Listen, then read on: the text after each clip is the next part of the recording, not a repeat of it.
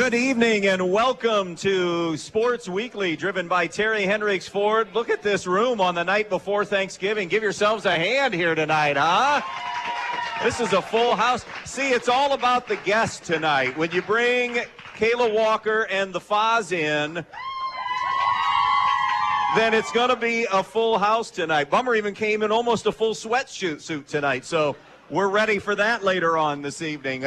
We got a segment with each of them, and then they don't know what's coming, but in segment 3, they're getting on the show together for a lot of fun here tonight. Hi, Caela. How are you? I'm good, Andy. How are you? Good to have you. You brought most of your team here, right? Yeah. Good following here tonight. Yeah, most of your team, and always when Edon's on, half of the village is here tonight. So that's also the case here this evening. So you're off to a 1-1 start to the season. Before we dive into this year, I want to go back to last year and your off season, because there was a lot of retooling that you have to do based on kids that you lost and then kind of an influx of kids that you have this year. Yeah, with graduating 7 seniors, that's a big hit to take. So this summer, we didn't call it a rebuild. It was more reloading. Okay, the foundation had already been set. So we had a lot of young kids coming in, about 2 or 3 days a week, getting in the gym. We actually went down to the University of Tennessee, which was quite an experience for team camp for our girls. So just tried some different kids in different positions and see who could do what. We've shifted a lot of kids around. So yeah, it was a solid summer for us. What was that like, going to Tennessee, one of the iconic women's basketball programs? I mean, I don't think it gets any better than that.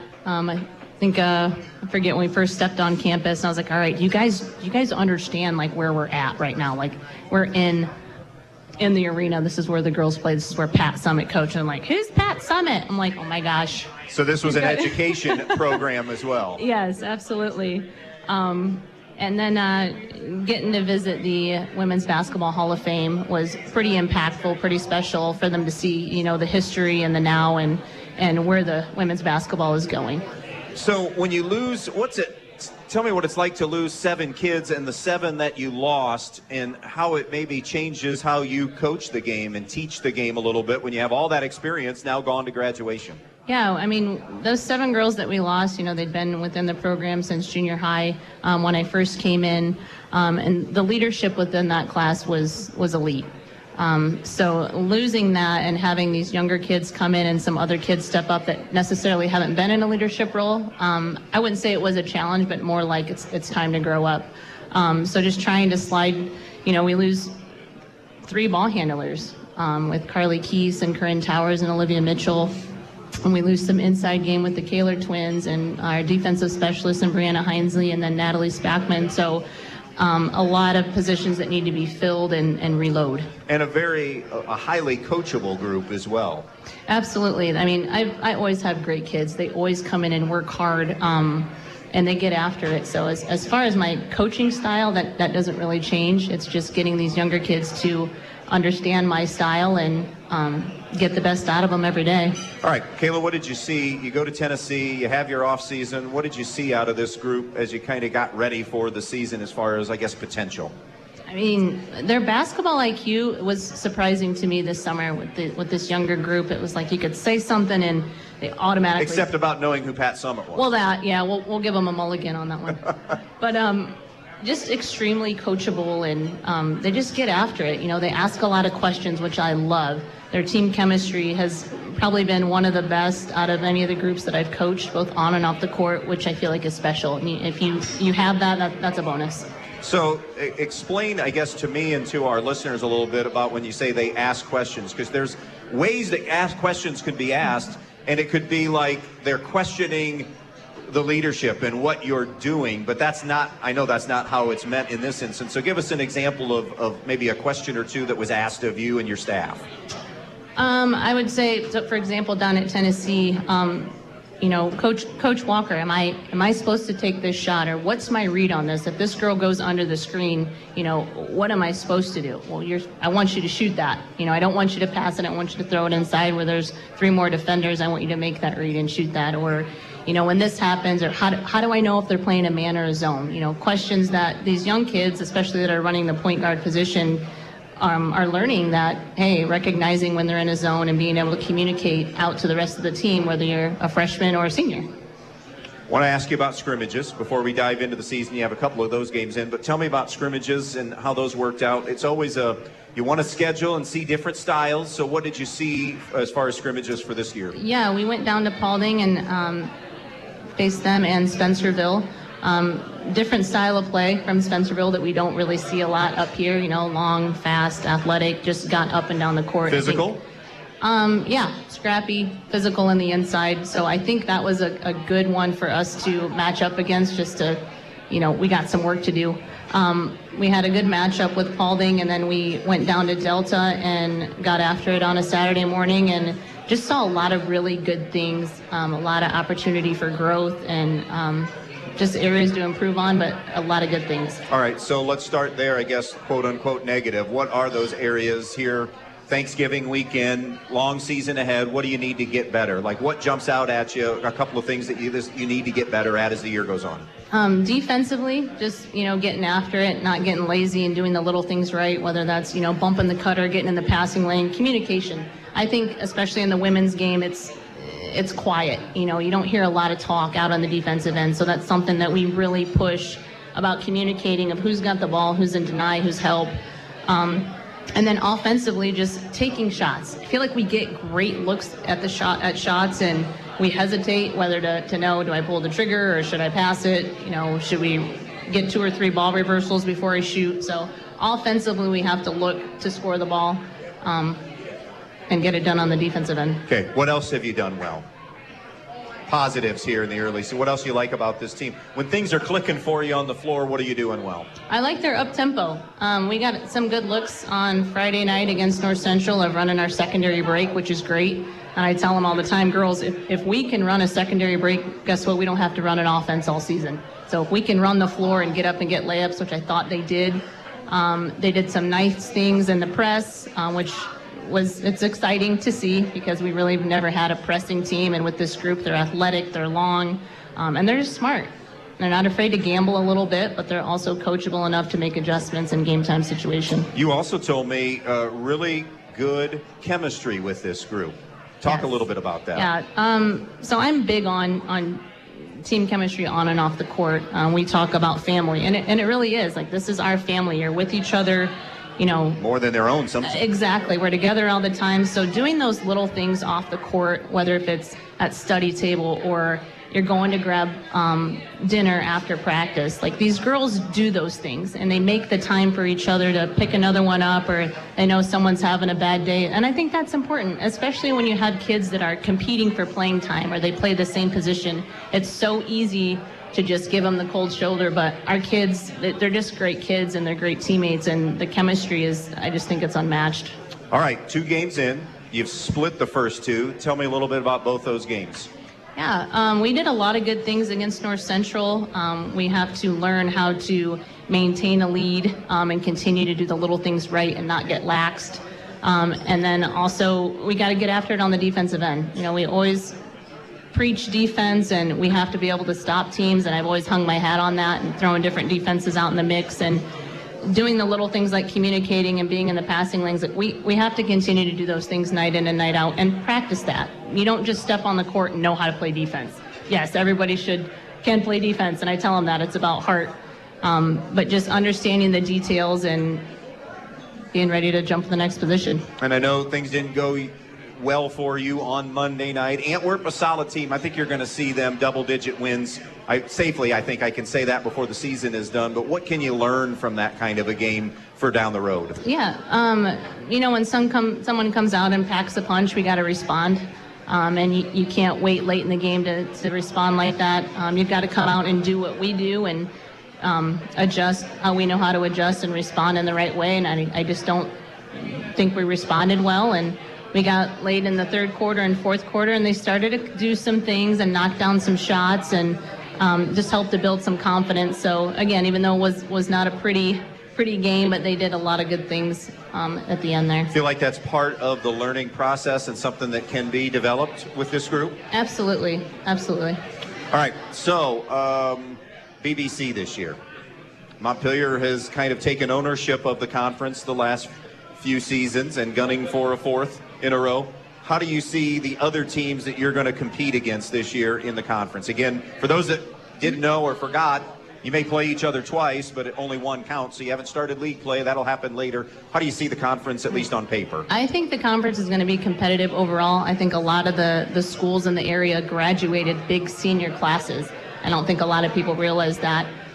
So I think everyone's a little bit young and is mixing some kids in new positions where those kids are going to slide in and they're going to compete. And I think the league is going to be competitive. You know, and I thought about it. We didn't have a changeover in the conference. All the coaches are back, right? Yep. That's like a first, maybe in your, is this 6 years for you? Yep. Is that the first time there hasn't been a change of some kind at one of the other schools? I feel like it might be. Might be, maybe. Yeah. What about out of conference? Some teams that maybe you play that you get them on the schedule for a reason because you know that win or lose, you're going to be better for it down the road. Right. Hicksville, obviously. You know, Josh runs a nice program down there, so I always look forward to playing them. Edgerton, Antwerp, clearly just haven't played them the other night. Those teams are going to be extremely competitive. We will see Fremont next Monday. What are they usually like? They're up there. Yeah, they're big, they're fast, they're strong. So they always give us a good matchup and good for us to go out and compete. Okay. Who do you play in the 49 this year? You know that matchup yet? Do we? I think we open with Antwerp. Antwerp. Okay. So you get them a second time before Christmas time. Yep. Numbers. Are you happy with where numbers, I guess this is a two-part question, numbers at the high school level and then within the entire program? How are they right now at Edon, like down through the junior high? Are kids out for basketball? They're a little lower than usual, especially within our high school. We've got 14 within the high school this year. And junior high, I feel like, is growing just slowly. Our 4th, 5th, and 6th, I think we have a decent amount of numbers there. So not where I would like it to be. So we're working on it, trying to do some things to get the interest level up. But got to keep growing it. You did get to take some of your kids up to watch an Edon, a girl that you coached, play up at Trine, and Claire Radeball. That had to have been a pretty cool experience about, hey, this is something that's a possibility if you want it. Absolutely. It's always good to see, you know, former players on the court and to kind of see her do her thing. But most importantly, I don't think Claire realizes how much these young girls here still follow and look up to her and remember watching her play. So allowing them to go see her play at the next level, it does show like, hey, I want to do this, or I have an interest in doing this, and that's always huge. So this is more of a personal question. You played, for those that are listening, you played at the D1 level at Weber. So tell me a little bit about from when you played to the women's game overall, whether it be high school, whether it be college, whether it be WNBA. Where do you feel like the game has gotten better? Where do you feel like that game needs to go, whether it be X's and O's or how it's set up? What's your thoughts on the women's game today? I mean, the game has just evolved so much from speed, the way that it's played. I mean, we got girls jamming at home. I mean, there's a girl from Stanford that's dunking. I mean, you don't rarely see that night in and night out. Just the way that they're all advocating for the game now, I think, is great. The overall style, I think it's physical. It's just more up-tempo. You see more of them shooting from the outside and making awesome moves on the inside and just dominating. And I feel like the women's game didn't used to be that way. You have a game tomorrow night, right? Is that, or Friday night? Friday. Tonight's Wednesday. Tomorrow, you're not playing on Thanksgiving. No, I don't think so. You're not the Lions. I won't be there if we are. So Friday night, that's home. Yes. Right, with Fayette, yes. Fremont, Indiana, you mentioned, and then Stryker. And two coaches there on tonight. That'll be the first time we see you guys when you play each other, and that's early December, which is always a fun game. So did Fayette, what's the story on Fayette? Did they lose some kids from last year? They had a pretty young team, I thought, overall, right? Yeah, they're young. I think they'll still be a little bit young this year, but I mean, they're gonna shake some things up. They got some kids that can play, so we got to prepare and be ready for Friday night. Chance to get a W, get on back on winning ways. Yep. Caela, thanks for being with us. Don't go away because you're back in segment 3. I'm out of here. I'll see you later. No, you're not. Thanks for coming, everybody. Caela Walker, head coach of the Edon Lady Bombers, our first guest tonight. It's Sports Weekly on Thanksgiving Eve. The Foz is up next.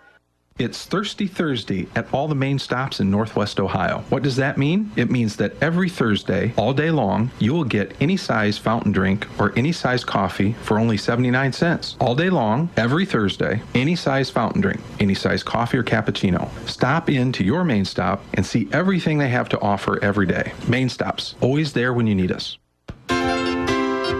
The Bryan Parks and Recreation Department would like to wish the Bryan Golden Bears good luck in tonight's game. The Bryan Parks and Rec offers a wide variety of classes for you during the entire year and an array of sporting events all year long. Check out what the Bryan Parks and Recreations Department has going on at bryanparksandrec.com or like them on Facebook. The Bryan Parks and Rec hopes to see you in one of the many parks that Bryan has to offer and enjoy the facilities. Questions about the classes or rental of one of their facilities, call 633-6030. Hi, I'm Paul Rorick Jr. at the Fackler Monument Company in Montpelier, Ohio. We hope that you and your family will have the best that the holiday season affords. The best of health, the best of family, and the best of happiness. The Fackler Monument Company sincerely wishes that you and your loved ones are safe this season and that the coming year will bring you success and happiness. Have a very Merry Christmas and the happiest of New Years from Fackler Monument Company in Montpelier, Ohio. Serving families since 1924. I want to talk to you for the next 30 seconds about the place to go for your next vehicle. Terry Hendricks Ford on Stryker Street in Archibald. Whether it's a new vehicle for purchase, a lease vehicle, or perhaps a pre-owned vehicle, Terry Hendricks Ford on Stryker Street in Archibald is the place to turn. They also have this fantastic service department as well. Service after the sale. Terry Hendricks Ford, serving all of your vehicle needs in Northwest Ohio. Go to terryhendricksford.com. Welcome back out here to Sports Weekly, driven by Terry Hendricks Ford, and of course live at JJ Winn's and presented by Fackler Monument Company, the main stops of Northwest Ohio, and the Bryan Parks and Rec Department. A trio of guests talking basketball next week. We're supposed to pose right here, Foz, and she wants more V-neck in the picture, so give her more skin if possible here tonight. Yes, that's what we're talking about. So, where was it? Oh, guess. Todd Grosjean, our old a mentor of ours and a coach, has a really good Bryan team. He's on next week. And both Fairview coaches, Bodie/Brody Kaufman and Russ Zedike, will be on next week. And you get to, do you play Fairview in the holiday tournament? Yeah, we'll play Fairview in the first round of the holiday tournament in Bryan. Yes. Okay. Good team. Let me welcome you officially back. How are you, good friend? Good to sit in this seat, These my are good two friend. of my How favorite people on one show tonight. That's Foz, great. and Great he crowd. worked this into his contract. I get the night before Thanksgiving time slot. Thursday night, because I hope there's going to be more than 5 people. I know they're not here to see me, but they're out because pre-Thanksgiving night, and that makes it a little bit more fun. So thank you. Thanks for being here. 4th year at the helm of Montpelier under your current 6-year contract, from what I've been told. On the heels of a 19-win season last year, but boy, they called it a reload. For you, it may be a rebuild. I think it has to be called a rebuild when you lose 85% of your scoring from last year. That's starting over. Why? Why is that got to be? It's starting over in terms of... Starting over, okay. Well, right. I don't like that term of we're young. I think that's a cop-out for the coach. I think that's a cop-out for your team and gives them excuses. Listen, kids have enough reason to make excuses when they're not successful, okay? We don't need to add to that, in my opinion. Great question, by the way, and it's well put. But I don't like that because I think that gives you a built-in excuse when you're talking to your team. Well, we're young. Well, and it gives the coaches a built-in excuse. Well, we're young. That may or may not be true. But this is the team that we've got. I like the team that I've got. And I don't like that term because I think our team's capable of doing great things. Maybe they don't have the experience that we've had in the past. So what? That doesn't mean they're not great basketball players. That doesn't mean they can't be very successful. And I think when you start saying we're young, you're already telling your ball club, I think that there's going to be tremendous amount of mistakes in what you do, and you're going to have spots where you're not going to be successful, and then that's okay. And I don't like that. So we're not going to use the term we're young. It may be true, maybe not, but we expect our kids to be successful this year, and we think we got a good team, and we think we've got a very talented team. Well, we'll get to it more in a moment, but I know that you're not going to fall on the D3, we should be D4 sword anymore. We'll get to that in a minute. Yeah, we'll talk about that. You're Okay. D4 this year, and I know your wife said, come on, Mike, you've used that 20 times. It's enough. Fall on the sword and move on. Yeah, I want to ask you about that group. When you have all those starters, though, that you do lose, and they were integral parts of that 19-win season and success your first 2 years as well. What do you do? I asked Caela that. What do you do a little bit differently as a coach when you have some kids that are going to be getting accustomed to the varsity level in your off-season work? Nothing. Maybe a little more patience, but again, expectations are very high. They're expected to perform. We've got some very good players. We love the players that we've had in the past. They won more games in a Montpelier stretch than we've ever had. We've got 3 BBC titles, a sectional title in Division III. So a lot of great success. We love them for that. But we're focused on the team that we have now. And I think when you start comparing them to teams that we've had in the past, then I think that disrespects the value that the kids that we have now can move forward. And that's exactly the conversations I've had with our team is, listen, we love our kids before. They're always welcome back. They were great. They were fantastic. But you have great value. You're different types of players. We're not going to compare you to other players that we've had here. What are you going to do for us? So, and the expectations are high for them. I think we can be a very good basketball team. And, you know, again, Andy, I just don't want to give any built-in excuses for lack of performance. And I think sometimes that, that happens, and I don't like that. So we're not going to use that. Fair enough. X's and O's. X's and O's. What's this group do well? You've seen them enough now in scrimmages and a couple of games. What do you do when you play well? Do a lot of great things well. I think, we've got some good shooters. Now you're going to come back to me and say, you didn't shoot so well the first game. We did not. That happens in basketball. I think they're very savvy. They're very intelligent. I think they guard very well. I think it's a team that collectively likes each other. So I heard Caela, Coach Walker, talk about she's big on chemistry. I think we got chemistry. I think the kids genuinely like each other, not just on the floor, but off the floor. I think they're high-character kids. In my opinion, high-character kids eventually get better as the season goes on. They all come from great families that I don't have to do any discipline whatsoever. If there is an issue, a lot of times I'll talk to their mom and dad, and they take care of it. So a lot of great things, a type of team that's going to continue to get better. All right. Early on, 2 games in, some weaknesses right now. What are areas? I know everybody's get better in a lot of areas, but what are the biggest things that jump out at you right now? Well, listen, and I had a player who came in the other day. It's a great question again. I had a player who came in the other day and said, Coach, what can I do to get better? And I said to her, listen, just like everybody, I'm going to tell you the same thing I would tell anybody on this team. The same thing I would tell the best player on our team versus everything. You need to shoot better. You need to dribble better. You need to guard a little better. You need to communicate better.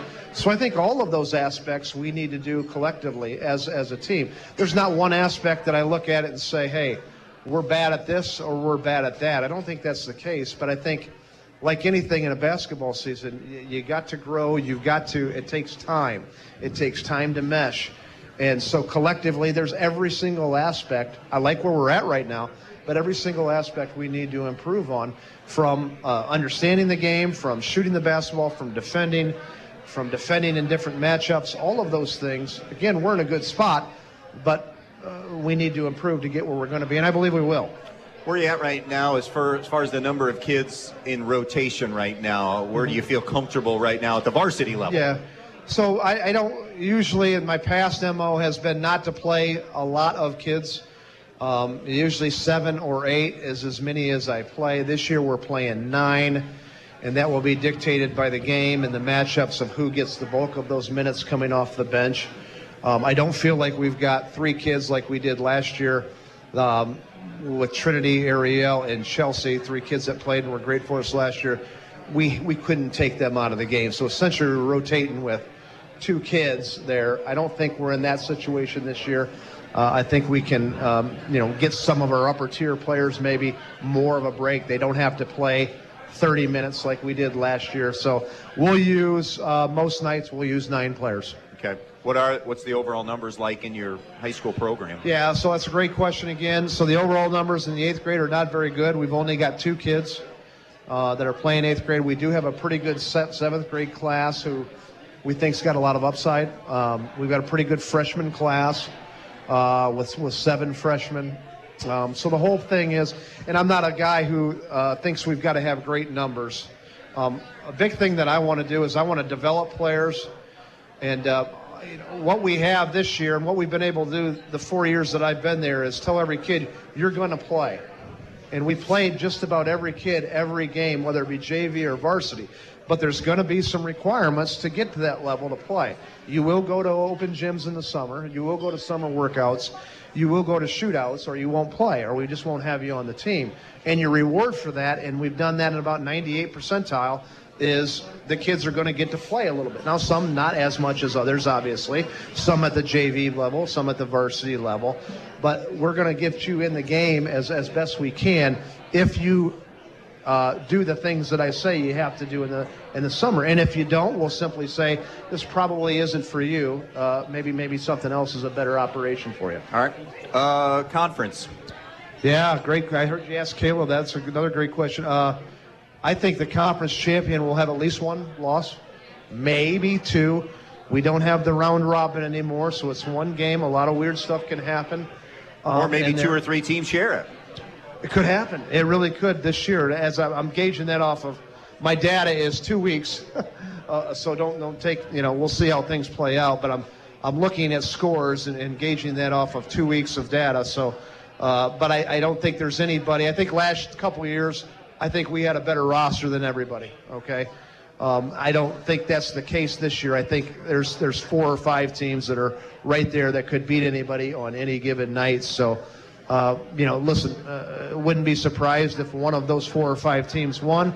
We think that we've got a good enough team that maybe we could make a run for it again. We'll see. So you go North Central to end the month at home, at Fayette on the 2nd, and then the Edon game at your place on December 6th. And again, all of those are non-conference games, but a stretch of games here. And then, of course, stepping out of the conference, we talked a little bit about that holiday tournament, and I'll let you talk more about that, of what that means to get into the Bryan tournament and who's in that. Plus, you play like in Ayersville, and you played Edgerton last night. So want to play some of those teams that you're going to see in the tournament and to help you come tournament time.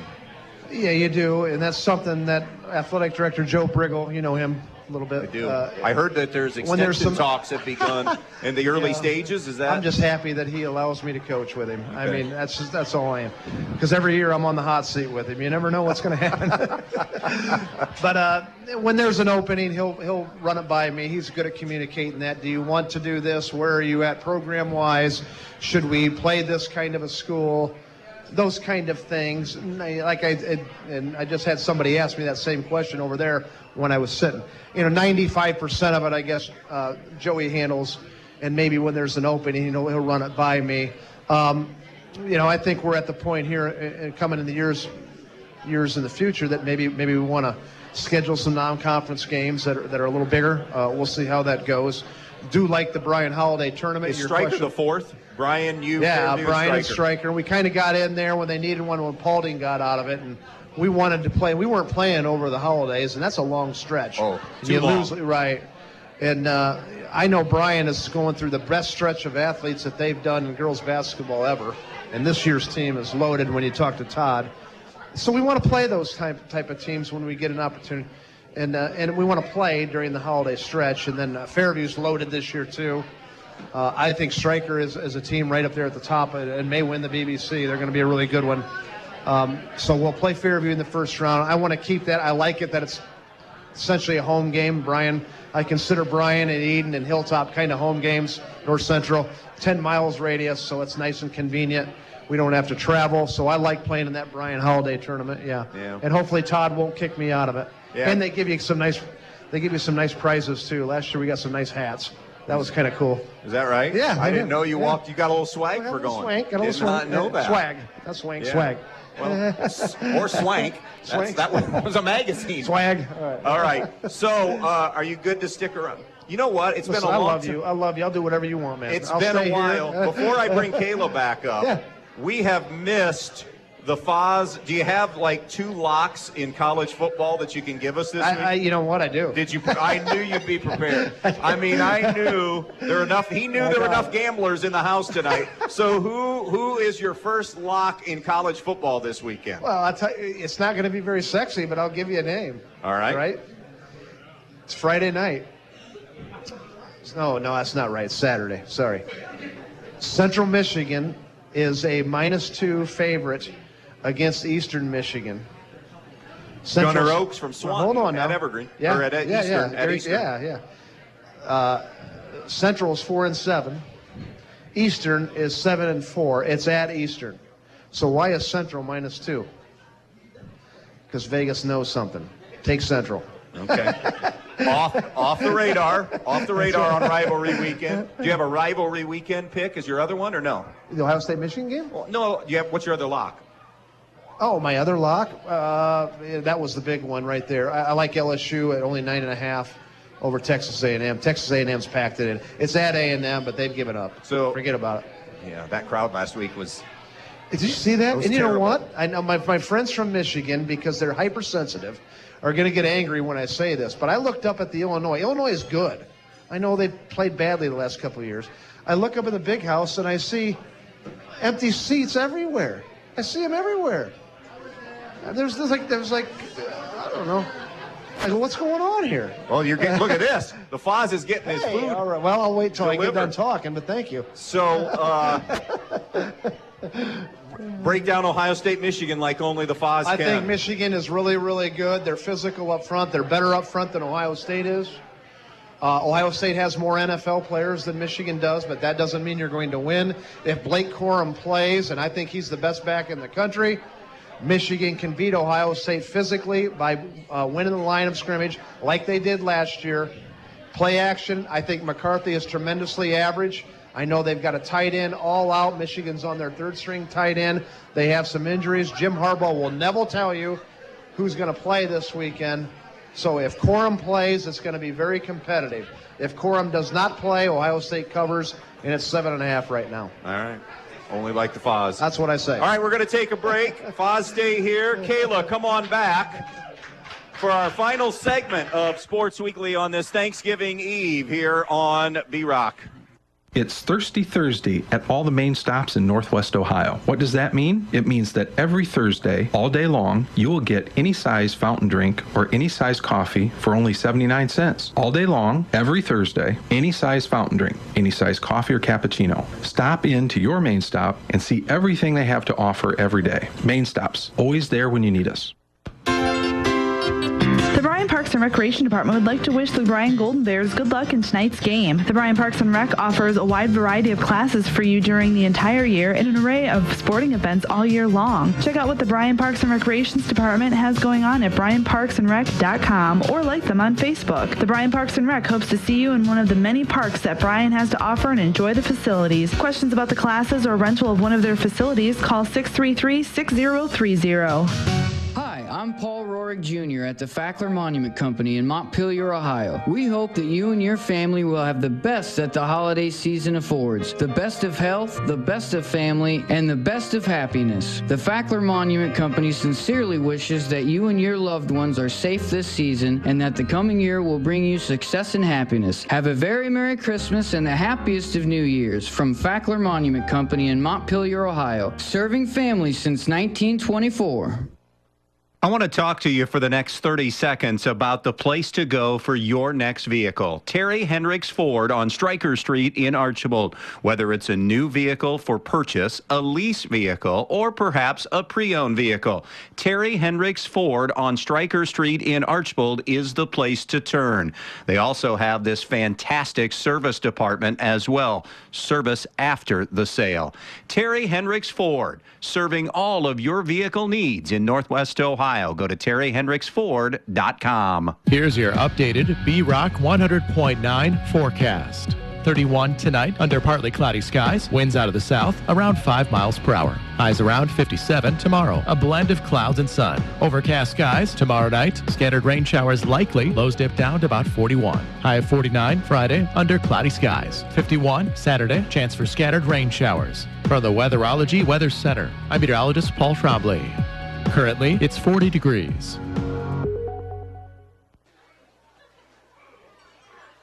Welcome back out here to JJ Winn's in Holiday City as we head into our final segment of the show. So, with a little assistance, I have dialed in 3 trivia questions about each of your programs. So there are 3 questions apiece. Caela gets Edon. I could just really make it hard, and you get Montpelier questions, and he gets Edon. But I won't do that. Can we phone a friend? No phone a friend. All right? So we'll start with Caela, ladies first. All right? Can I Google? No, you can't Google. So last season, our lady on the panel, Caela, became number 2 in program history in career wins. Who did you pass, and who's number 1 in career coaching wins? It would be Andy Keese is the lead, isn't he, for women's basketball? The Diesel is The number Diesel. 1 at 90 wins, 90 and 77 as head coach at Edon from 99 to 08. Who did you pass with your 40, what would have been your 46th win at the time? H? Suzanne Hollaball? Yeah, H. Final answer? Final answer? No, it was Bob Swery.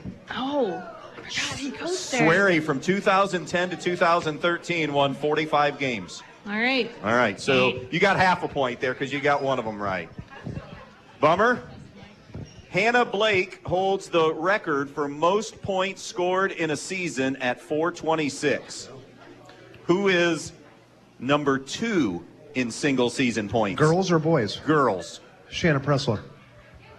Single season points in a season. Not career, single season. You're going still, Shanna? Well, by your tone there, you're probably not right. So let me back up. Backtrack, right? Backpedal. So you might be right. Risha Crasher. That's still wrong. A contemporary of mine. Ariel Page. Nope. Hope Partee. Whoa. God rest her soul. She was 2 years older than me. She passed away way too young. No, I didn't know that. 403 career point, or 403 I would have points said Shanna Pressler in that season. Was a Division One. Now, was it Division One at Dayton at the time? Volleyball player, and wow, she was good. Shanna Okay. Pressler. All right, Caela. Question number 2. Yeah. Bummer, give me the mic. I mean, yeah. You can go back to, hey, just polish that thing off right there. Supper on the yeah, that's a good move in getting that microphone cleared. All right. What year was Edon's first sectional championship, and who was the head coach? I got nothing. Nothing. First sectional? Yep. Gosh. 2000 and... Deeper. I'll help you. Go deeper. You've already named. I'll give you another hint. H. Suzanne Hollaball was the head coach. 80. That's right. Well, 95. Phone a friend. Let's go. 94. Count it. 94, 95. Do you know? All right, wait. A bonus question. Bonus question. Do you know when was the first BBC championship? Dude, you're not that far removed from this one. The first BBC title. 0405. 0203. Yeah. The Diesel 17-5, 9-1 in the BBC that year. I was a manager then. That doesn't Well, you count. weren't that far off. You were in every practice and every drill then. All right. Bummer. Montpelier won the inaugural NWOAL tourney for GAA in 1974. Who led the Lady Locos in scoring that year? 1974. Yep. Vicky Martinich. Vicky Martinich, the Foz. Good one. So you're even. I'll give you a half for getting Coach H before. All right, last one. I'll give you a choice here. All right. Multiple.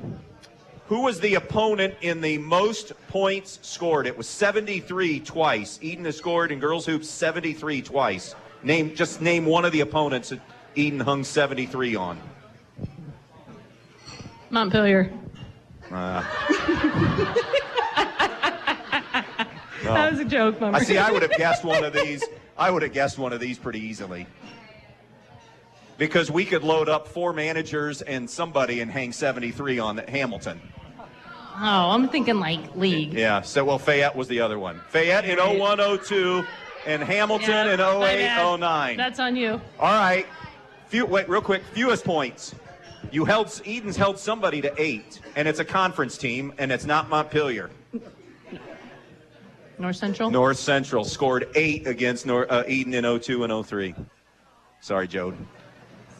I know that's the alma mater. All right, now Foz, just as your last one. Okay.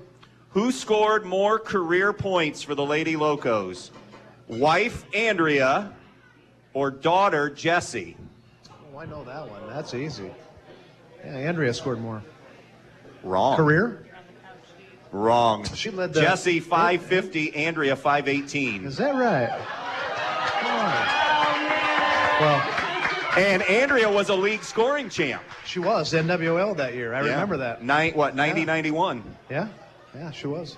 See, no, that wasn't that hard.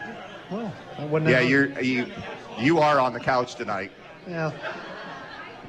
All right, guys, thanks for being here. Appreciate it. Andy, it was a blast. What a great crowd. It is a great crowd. Big time. I hope everybody has a happy Thanksgiving and see some old friends here that are over here and want to get a chance to chat with them. But best of luck to both of you. Best of luck to Caela. Yep. Hope she takes it easy on me this year. Get out of here, Bumb. And I tell you, if she gets up, now listen now, if she gets up by 20, Caela, and she's still pressing, she's not gonna be my favorite coach anymore. I was never your favorite coach, Bummer. Let's be real. Come on. Caela Walker, Mike Bumb, that's it for Sports Weekly this week. Coming up next week, it'll be Todd Grosjean of Bryan, Bodie Kaufman, and Russ Zedike from Fairview. 3 guests on the show. Sports Weekly every week, brought to you by Terry Hendricks Ford, JJ Wins, Bryan Parks and Rec Department, Fackler Monument Company, and the main stops of Northwest Ohio. More rock on the way. Happy Thanksgiving from all of us. Don't forget Friday basketball, Edgerton at Bryan on B-Rock 100.9.